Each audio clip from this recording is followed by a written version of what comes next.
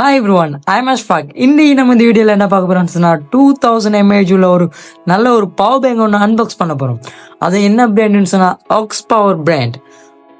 Okay, let's do it. Unbox பண்ணிடுவோமா?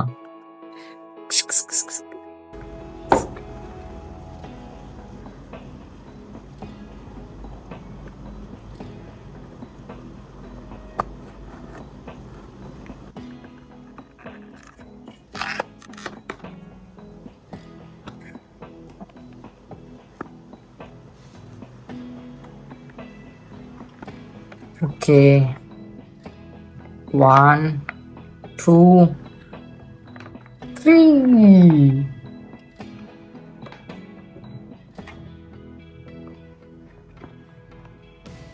Okay, இதில் என்னென்ன கொடுத்தீங்களான்னு பார்ப்போம். இதில் டைப் சி கேபிள் ஒன்று கொடுத்தீங்கன்னா, யூஎஸ்பி கேபிள் ஒன்று கொடுத்தீங்கன்னா,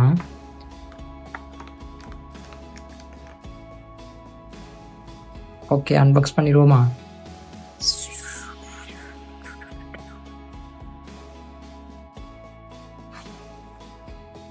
ஆக்ஸ் பவர் பிராண்ட்.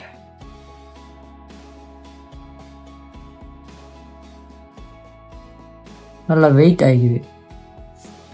ஓகே, இதில் என்ன கொடுத்தீங்கன்னு சொன்னால், இதில் 2000 mAh பேட்டரி கொடுத்தீங்கன்னா, இதில் வந்து 5 voltage 2.4 output. Okay, DC 5A.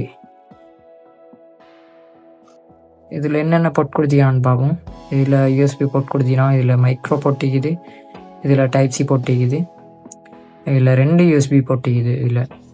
Okay, இந்த பவர் பேங்க் பற்றி எக்ஸ்பிளைன் பண்ணிடுறேன். இந்த பவர் பேங்கில் வந்து 2000 mAh வந்து பேட்டரி கொடுத்தீங்கன்னா, இதில் வந்து நீங்கள் நார்மலாக Samsung phone, Redmi phone 5000 mAh உள்ள பேட்டரியோட இருக்கிற ஃபோனில் வந்து நீங்கள் ஒரு 4 times போடலாம்.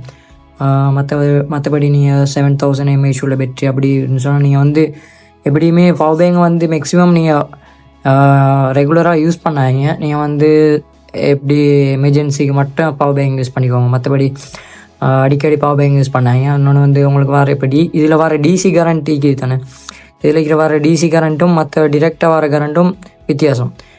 நீங்கள் வந்து ஐஃபோனுக்கு வந்து தொடர்ந்து நீங்கள் பவர் பேங்க் தொடர்ந்து யூஸ் பண்ணால், இல்லாட்டி ஆண்ட்ராய்ட் ஃபோனாக இருந்தாலும் சரி, எந்த ஒரு எலக்ட்ரிக் ஐட்டமாக இருந்தாலும் நீங்கள் தொடர்ந்து பவர் பேங்க் யூஸ் பண்ணால் வந்து பேட்டரி டக்குன்னு ஃபோல்ட் ஆகும். அதால் வந்து நீங்கள் எமர்ஜென்சிக்கு மட்டும் பவர் பேங்க் யூஸ் பண்ணுங்கள். மற்றபடி நீங்கள் டிரெக்ட் சார்ஜர், ஒரிஜினல் சார்ஜர்லேயே யூஸ் பண்ணுங்கள். மற்றபடி இன்னும் அடுத்தடுத்த வீடியோவில் இன்னும் யூஸ்ஃபுல்லான வீடியோ நான் அப்லோட் பண்ணுவேன். உங்களுக்கு இந்த வீடியோ பிடிச்சிருந்தால் லைக் பண்ணுங்கள், ஷேர் பண்ணுங்கள், மறக்காமல் சப்ஸ்கிரைப் பண்ணுங்கள். நெக்ஸ்ட் வீடியோவில் சந்திப்போம். See you, bye.